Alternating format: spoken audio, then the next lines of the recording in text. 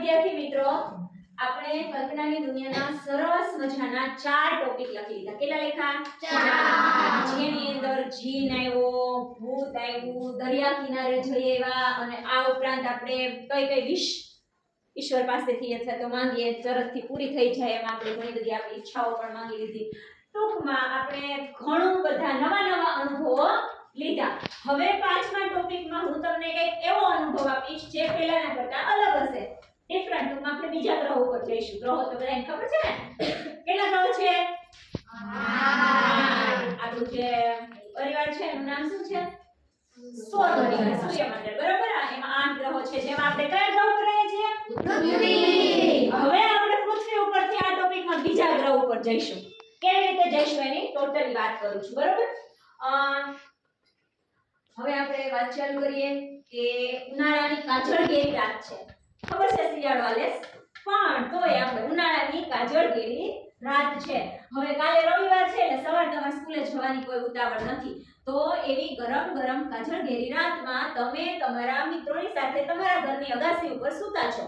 થોડી વાર વાતો કરો છો, રમો છો, ગપશપ કરો છો, અને પછી એમના સુતા નિરીક્ષણ કરી રહ્યા હોય છો આકાશમાં તારાઓનું. હવે એવા સમયે અચાનક મોડી રાત્રે કંઈક લાલ ટપકું છે ઈ લબક જબક થતું તમારી નજીક આવે છે. તો તમને એમ થાય છે કે આ લાલ ટપકું શું છે? તમે તમારા મિત્રોને કહે, "એ જોતો આ શું છે? ઓલો લાલ શું આવ્યું આવે છે આપણી પાસે?" બરાબર? પછી ધીમે નિરીક્ષણ કરતા ઈ લાલ ટપકું એકદમ તમારા ઘરની પાછળ ઉતરી આવે છે. દૂરથી તમને દેખાતું નથી વસ્તુ શું છે, પણ તમને એમ લાગે છે કે આ જરૂર કાંઈક યાન છે, અવકાશયાન જેવું તમને લાગે છે.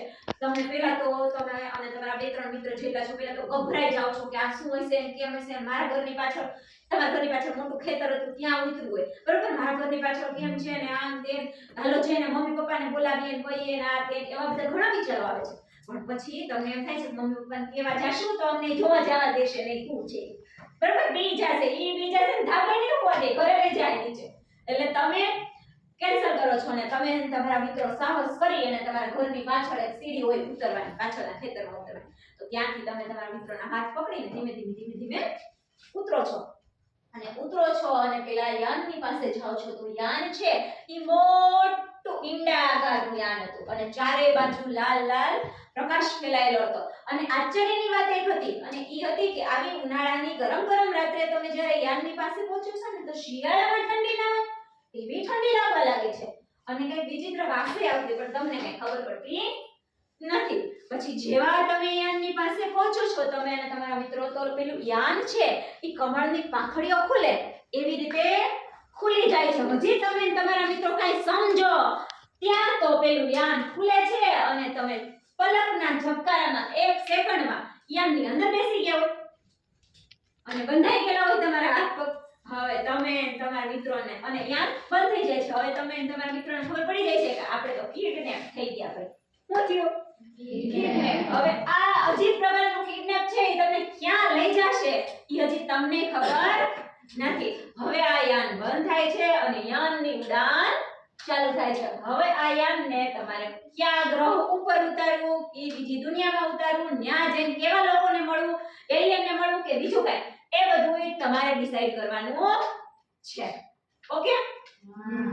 હવે આગળ તમારે શું કરવાનું એ તમારે કરવાનું. અને હજુ એક વસ્તુ કહી દઉં કે આપણે ગુજરાતીનો કોર્સ છે 6 થી લઈને 8મો આવી ગયા, કોર્સ બદલાઈ ગયો, બરાબર?